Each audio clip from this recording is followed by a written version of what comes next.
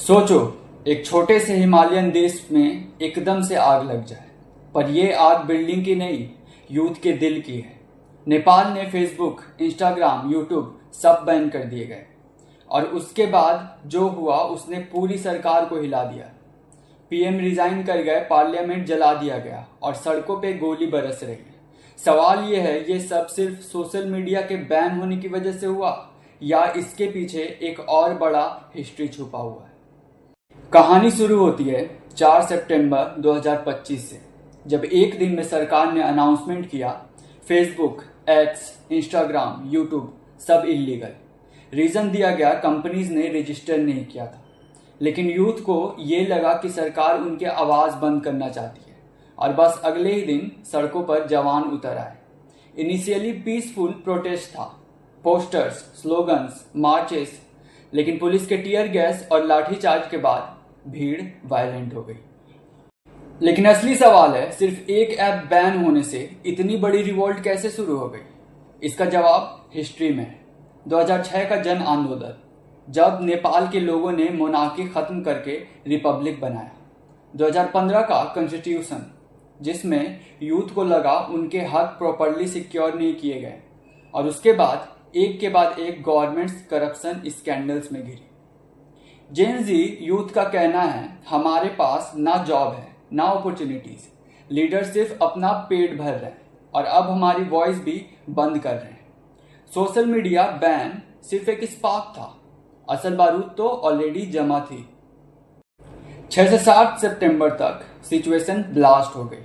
Parliament building पे हमला, PM का रेजिडेंस तक डैमेज हुआ, होटल्स जले, बिजनेस बंद, कर्फ्यू लग गया, आर्मी बुलानी पड़ी, डजन्स लोग मरे, 1000+ इंजर्ड, और फिर एक के बाद एक रेजिग्नेशन शुरू हुए।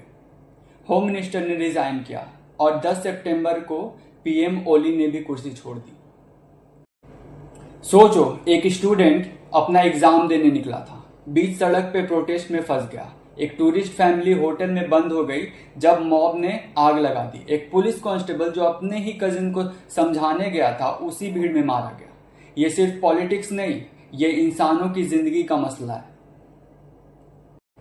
40 से ज्यादा डेथ रिपोर्ट्स हो चुके हैं, 1000 से ज्यादा इंजर्ड, बिलियंस के टूरिज्म और इकोनॉमी के लॉसेस, और सबसे बड़ा लॉस नेपाल की ग्लोबल इमेज।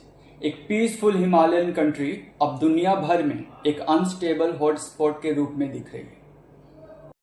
सोचो, एक तरफ बर्निंग पार्लियामेंट और दूसरी तरफ जवान स्टूडेंट्स आवर फ्यूचर लिखे पोस्टर्स पकड़ के खड़े। एक तरफ आर्मी टैंक्स, दूसरी तरफ एक लड़की इंस्टाग्राम के लिए सेव नेपाल लिखा प्ले कार्ड पकड़ के। ये पिक्चर्स दिखाता है यूथ और पावर के बीच का असली वॉर। नेपाल के अनरेस्ट का इम्पैक्ट सिर्फ नेपाल तक लिमिटेड नहीं है। इंडिया और चाइना दोनों बॉर्डर पे क्लोजली वॉच कर रहे हैं। नेपाल इनके बीच का एक बफर स्टेट है। अगर ये अनस्टेबल हुआ तो पूरे साउथ एशिया की जियोपॉलिटिक्स हिलेगा। टूरिज्म, ट्रेड, फॉरेन एड सब तक एक स्टेक पर है।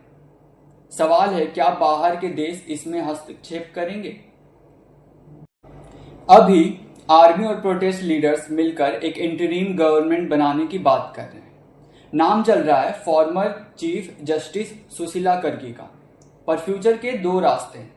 एक तरफ नेपाल एक नए डेमोक्रेटिक मॉडल बनाता है जहां यूथ की आवाज असली पावर बन जाती है, या फिर देश और वायलेंट होगा और सीरिया या श्रीलंका जैसी इनस्टेबिलिटी में गिर जाएगा। नेपाल का जेनजी कह रहा है, this is our revolution, it's our turn now. पर सवाल यह है, क्या ये रिवोल्यूशन एक नए नेपाल को जन्म देगा या फिर एक और ट्रेजेडी बन जाएगा जो हिस्ट्री बुक्स में लिखी जाएगी? सोचो, अगर कल आपके देश में ऐसी सिचुएशन हो तो आप क्या करोगे? कमेंट्स में अपना जवाब दो, और अगर ये कहानी ने आपको शॉक किया तो इस वीडियो को शेयर करो, क्योंकि कल की हिस्ट्री आज आपके सामने लिखी जा रही है।